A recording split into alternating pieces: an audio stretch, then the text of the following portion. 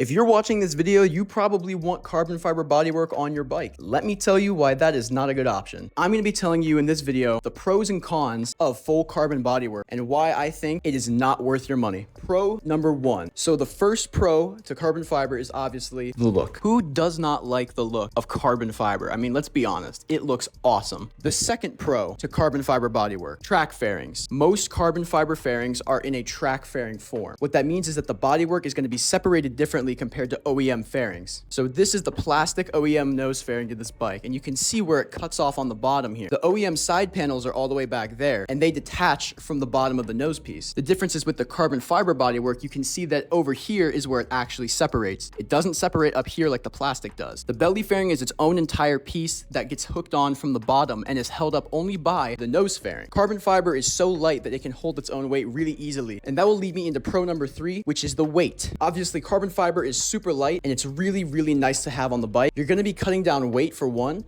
and you're also going to be saving a lot of time with maintenance depending on how your bike is set up. Now, the reason that I consider this to be a pro is because it allows me to access the bottom end of the bike by just removing the one fairing. It's literally 6 bolts. It's just 3 little screws on either side, and that entire belly piece will come falling right off, and it allows you to get to your drain plug, oil filter, suspension, things like that. It just makes it super easy when servicing the bike. It saves a lot of time. The thing is with plastic fairings, you're gonna have all these bolts you're gonna have to take out. And most plastic fairings, since they're very bendy, they're gonna have about 5, 6, 7, 8 bolts depending on your bike. But at least with the carbon fiber, you are down to just a few bolts on the bike. For example, this entire front nose piece here is held on by only 6 bolts. These 2 up here, these 2 over here, 1 right here on the side, and 1 right here on the other side. Those 6 bolts hold up the entire nose front fairing and the entire belly fairing, because the belly fairing is held up only by this nose fairing. It holds its own weight. Another example is this tail fairing. Normally there would be push pins here that go in the side like this, but this entire tail fairing is held on by just the 2 bolts that hold on the seat. I can take off the seat and then immediately take off the tail fairing and have no issues accessing all of my modules and things like that in the back to reprogram. Now, there are other pros and benefits to carbon fiber, but at the end of the day, a lot of the pros are also the cons. So let's get into con number one. Con number one with carbon fiber fairings is the price. Carbon fiber is super expensive depending on what manufacturer you get it from, and depending on how it's molded and made, depending on what piece of the bike it's for. Either way, what I'm trying to say is that these fairings are expensive brand new. Just this upper nose fairing and this lower belly fairing, brand new from said company, would cost about $2,000, and that's because it's an older bike. Most new bikes that have carbon fiber made for them are actually way more expensive to get full, complete bodywork in pure carbon fiber. This front fender brand new would probably be around the $300 to $400 mark if I were to take a guess, and this tail fairing back in the day would have probably been about $500 or $600. Keep in mind when I say this that a brand new set of plastic fairings off of eBay would be about $400 to $500 for an entire fairing set, and that includes a tank cover and every piece of bodywork, and usually those will also come with a bolt kit that you can put right onto your bike as well. Con number two. Now, one of the pros to carbon fiber is actually one of the cons because it kind of is a double-edged sword, and that is the weight. Now, why do I say the weight on carbon fiber is a downside and an upside? Well, obviously the upside is you save weight. If you're going to have a bike that's going to be fast in a straight line, and you're going to have a bike that you're going to be racing your buddies a lot, every little ounce counts when it comes to a bike, and that can include the weight of the fairing. However, I'm talking about the average person here, the average rider who just loves the look of carbon fiber and really wants to get it on their bike. I am telling you right now, carbon fiber does not save as much weight as you would think. There are so many other modifications you can make to a bike that will save tremendously more weight. For example, I'm going to be having a fuel cell made for this thing soon, which will get rid of this whole huge gas tank. Obviously, as everybody knows, I have removed my rear brake in favor of an aero disc and just to reduce the rear wheel drag. That also saved quite a bit of rotational mass. It reduced a lot of drag, and it's just more and more weight off the bike. I have a small exhaust pipe that saves weight. Anything this bike doesn't need, it really doesn't have, and that way it can maximize power to weight ratio. The thing is though, for the average rider, the weight difference from plastic to carbon fiber is not going to be worth it. The fairings are super light, but it's still not worth it for the money. For the price of carbon fiber, you could be spending on so many other things: 520 chain conversion, fuel cell, lightweight rotors on the front and rear. I could go on and on and on about how many more things you could spend your money on to get your bike to be lighter, quicker, and overall just faster. Carbon fiber is not worth it for the price if you are only going in for weight reduction. Con number three is the flexibility. Now look, over time, you get used to installing your fairings. I do all my own work on my bike, so I take all of these fairings on and off when needed. However, please note, if you are going to get carbon fiber fairings, and I mean like full bodywork that covers the entire bike, note that carbon fiber is incredibly rigid. It is super, super hard to install and uninstall sometimes. The thing is with plastic is that you can bend and twist and kind of mold plastic in a way that makes it easier to fit. If a fairing is giving you troubles when you're putting it on your bike, you can kind of just pull on it and it'll sort of go around whatever you're trying to install it on, but not really with carbon fiber. See, the thing is with carbon fiber that it makes it incredibly difficult to install if you don't know what you're doing or you don't know the layout of the carbon fiber yet. Let me tell you which ones are the hardest versus easiest to install on this bike. Probably the easiest fairing across the board to install is that front fender. It's like 4 bolts. It's so easy to install. Second on the list is this tail fairing. It's held on by only 2 bolts around my seats and it becomes super easy to remove. I've never really had an issue with it.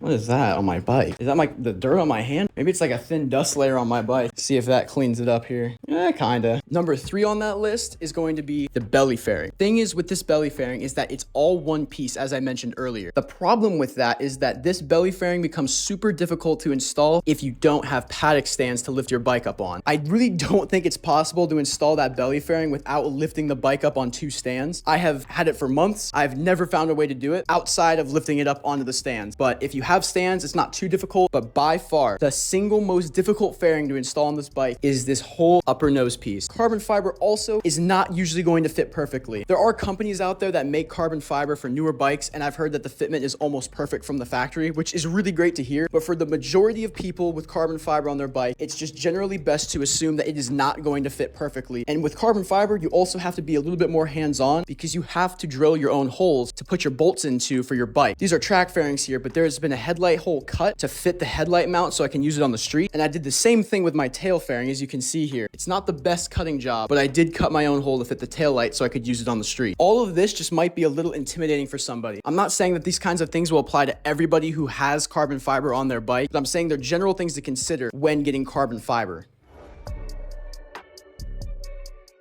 So, what's my final recommendation if you're looking to get carbon fiber bodywork for your motorcycle? My answer is don't. At the end of the day, you'll be spending thousands of dollars on bodywork that barely saves you weight, is less convenient than plastic, it's very slightly lighter, and it also is a lot more to maintain in the long run unless you also spend more money to get it PPF wrapped or put a film over it. I just don't think it's going to be worth your investment. I think that for the money that you can spend on carbon fiber bodywork, there is many other mods that you could spend your money on. For the price of carbon fiber bodywork on a fully faired sport bike, you'll be paying about, let's say, $2,000 to $3,000, depending on what company you get it from. With that kind of money, you could buy an air filter, a full exhaust system, you could get your bike on a dyno or have it street tuned, you could get a new set of tires, you could get brakes, brake pads, brake fluid. There's just so many other good ways to spend your money on your bike than carbon fiber bodywork. So now that begs the real question, what is the real purpose of getting carbon fiber on a bike? It is for the look. Let's all be honest, guys, it's for the look. Every time I have an issue with the bodywork, every time it gives me problems, I just pull it out into the sun and I just see how insane this thing looks. I truly don't think the camera will capture just how absolutely insane the carbon fiber looks in the sunlight. The way that the sky blue reflects off of the black sheen on the carbon, and when you get the direct sunlight, it just shows that twill weave pattern so well. I mean, look at that carbon fiber, just so beautiful.